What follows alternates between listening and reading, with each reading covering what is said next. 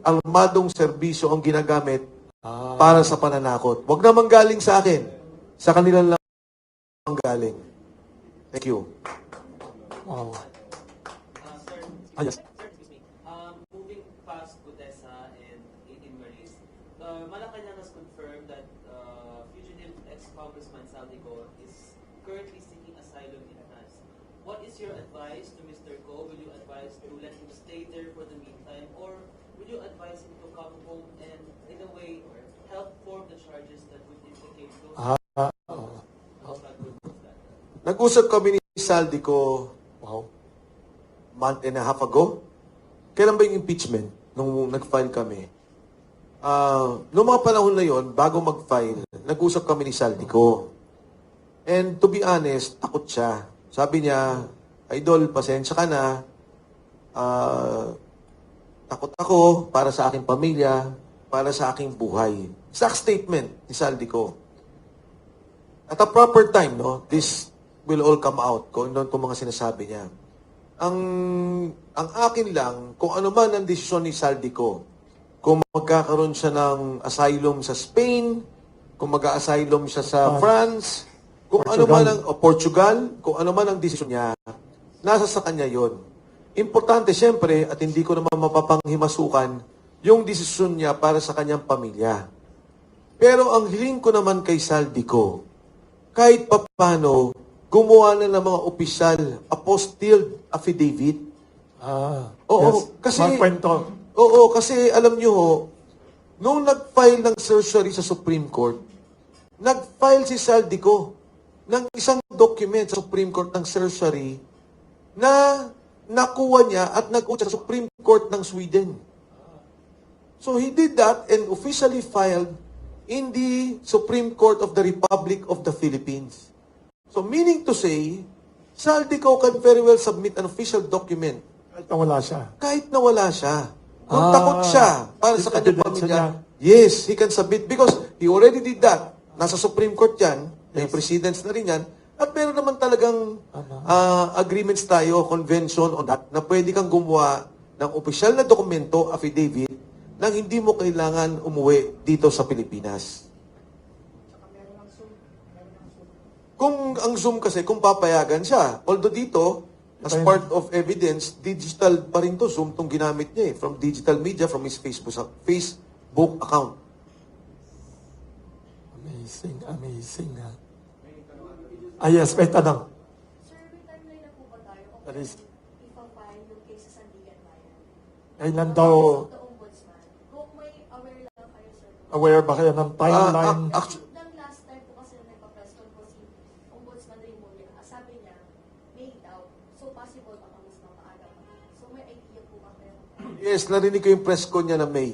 And ako naman, nakamonitor lang. I do not want to, up to the ombudsman, kung anong gagawin nila, no? Kung papalakasin pa nila to, kung paano yung mga iba pang kaso.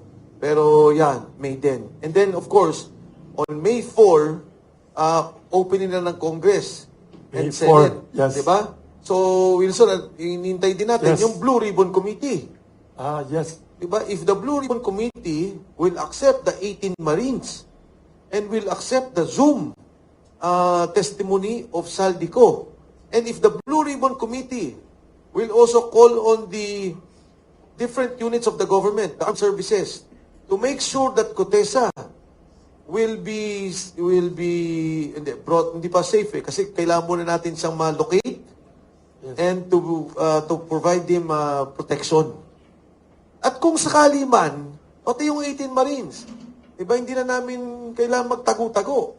Bigyan ng proteksyon ng gobyerno, alalayan ng gobyerno, para naman makatulong palalo dito sa kaso ng ombudsman na nais nilang i-file kay Speaker Martin and kay Saldico. Galing. Hindi kaya yung, sa aking opinion, yung nangyari na yan, na biglang lakas ng loob ni Remulla na gumawa ng mismo ngayon, gamit ang affidavit ni Sergeant Kutesa. Hindi kaya ito isang manipulado ng sacrificial lamb na hanggang kay speaker lang ang investigasyon at hindi na talaga lumantad ang tunay na mastermind. Kung na-advance na ganito na lang gawin natin, imbestigahan natin yan, sacrificial lang natin ang kapag-anak ko para hanggang dyan lang, huwag na kumabot sa pinaka-mastermind na ang gusto ng taong bayan ay yung talagang mastermind na gumawa ng pangungurakot na nagpahirap sa ating bansa ang nailabas. Sino ba ang tingin mong mastermind? Alam na lang lahat yan, kung tutusin eh. alam na lahat. September 13. September 13. Oh, yun lang. September 13. Password. Okay. September 13. Galing, ha? Magkabal, ha? Dapat ako sana magsasalita ng mastermind. Gusto ko manggaling sa'yo, ginawa mong code eh. Mas magaling ka sa akin. Tama. Akusado sila eh. Masyado sila. Totoo. Hindi, wala silang batas na nire-respeto. Bend the law sila. So kahapon, no, ako ganyan. 2 kaso dumating sa akin. 2 kaso. Oh. Last week, mayroon pa. Yung isang dumating sa akin na summons Wow. is yung kay former Senator Trillanes and then yung kay former Secretary Anyo. Wow. Wow. Isa pa yan, si Trillian. Baka mamaya, Wilson, madamay itong pandesal mo. Oh, yeah. Non-partisan kami, ha? Always.